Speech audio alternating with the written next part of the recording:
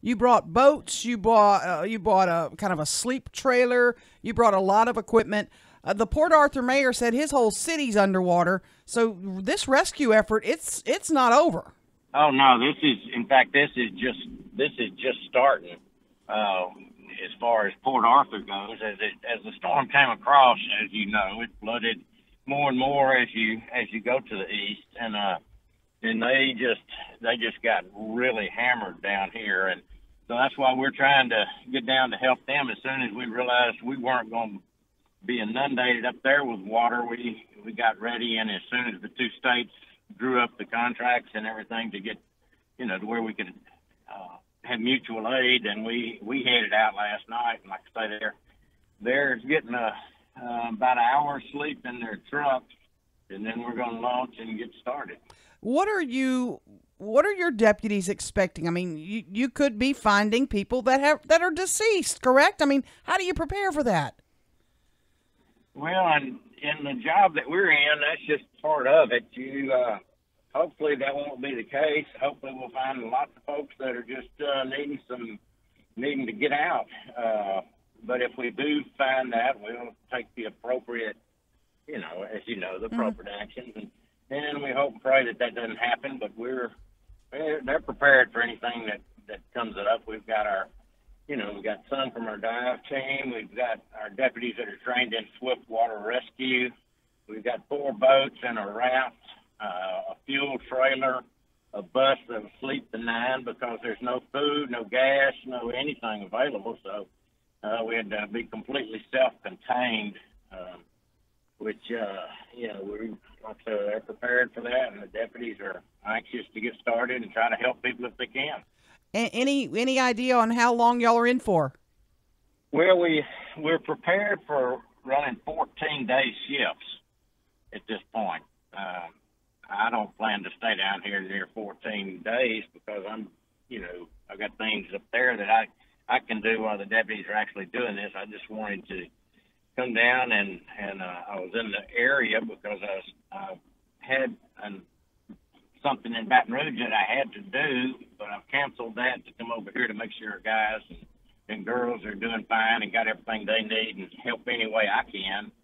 And go out with them for a while and make sure it's kind of like you send your kids to camp or something. Sure. In a way, I just want to make sure that they're taken care of and not taking any unnecessary risks, because you get a mindset of if you're not careful, you'll get tunnel vision and you'll be looking at a tree and not the forest. And my job is to keep them looking at the forest and making proper decisions, which they do anyway. But I'm kind of the coach and that kind of aspect. They will be working with, like you said, the Sheriff's Association, Texas, et cetera. So they're going to be working with multiple agencies, and I'm sure it's a very well coordinated. I mean, you guys cover this part of the town, et cetera, right?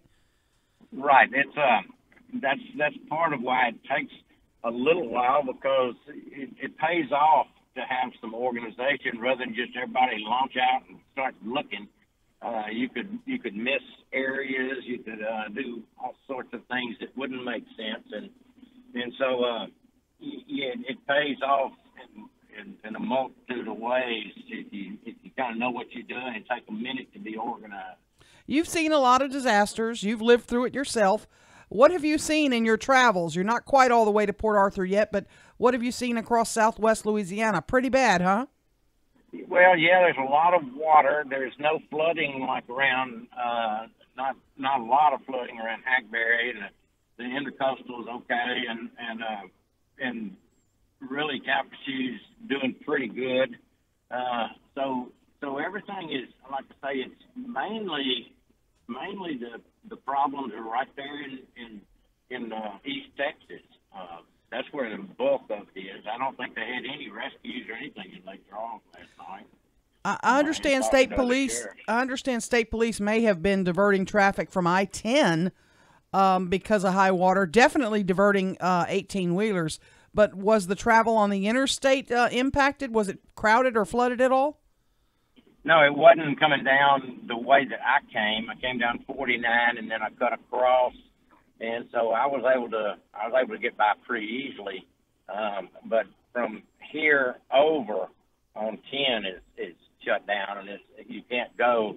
That would have been the way it would have made the most sense to go 10 and across, but we just can't do that. That's why we're having to go 27 and 82, go down beside Lake Calcasieu. When you hear the mayor of Port Arthur, and I know politicians sometimes will say things that maybe sound a little bit out there, but when you hear the mayor of Port Arthur say his entire city is underwater, is he exaggerating, or is it pretty well underwater?